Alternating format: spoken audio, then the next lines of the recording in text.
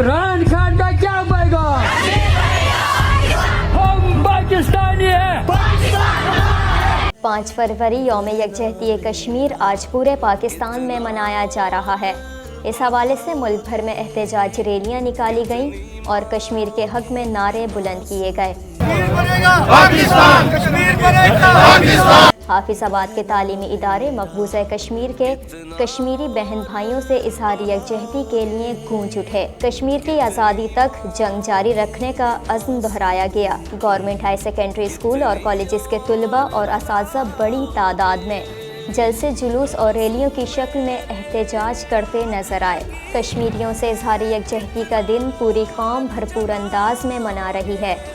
کشمیر لہو کا دریا، تو غیرت کی طغیانی، سالار صفحے آزادی، کردار تیرا لافانی۔ کشمیر لہو کا دریا، تو غیرت کی طغیانی۔ ضلع بدین میں بھی مختلف تقریبات کا انعقاد کیا گیا۔ مرکزی تقریب بدین ہائی اسکول گراؤنڈ میں منعقد کی گئی، جس میں ڈپٹی کمشنر بدین حفیظ احمد سیال، ایس ایس پی بدین حسن سردار خان نیازی، محکمہ تعلیم کے افسران، اساتذہ، طلباء، سول سوسائٹی، صحافی تنظیموں سمیت سرکاری و غیر سرکاری افسران سمیت شہریوں نے بھرپور شرکت کی، جس کے بعد اللہ والا چوک سے ڈی سی چوک تک ایک ریلی نکالی گئی، جس میں ایک ہی نعرہ گونجتا رہا: کشمیر بنے گا پاکستان۔ ریلی سے خطاب کرتے ہوئے رہنماؤں کا کہنا تھا کہ کشمیر ہمارا اٹوٹ انگ ہے، جس کو کوئی بھی ہم سے جدا نہیں کر سکتا۔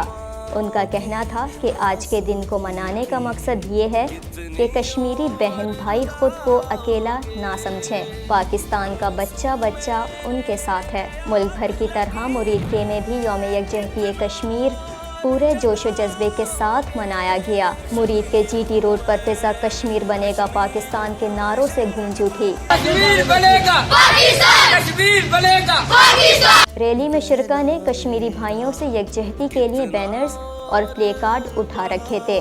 جی ٹی روڈ پر لاہور اور اسلام آباد پہنچنے والی انجمن طلباء اسلام کی ریلی جب مرید کے پہنچی تو ان کا پرتپاک استقبال کیا گیا۔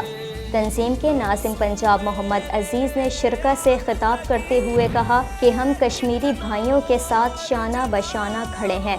حکومت وقت ہمیں اجازت دے تو ہم آج ہی کشمیر میں جہاد کرنے کے لیے تیار ہیں۔ اریبہ سلطان، DNN نیوز، کراچی۔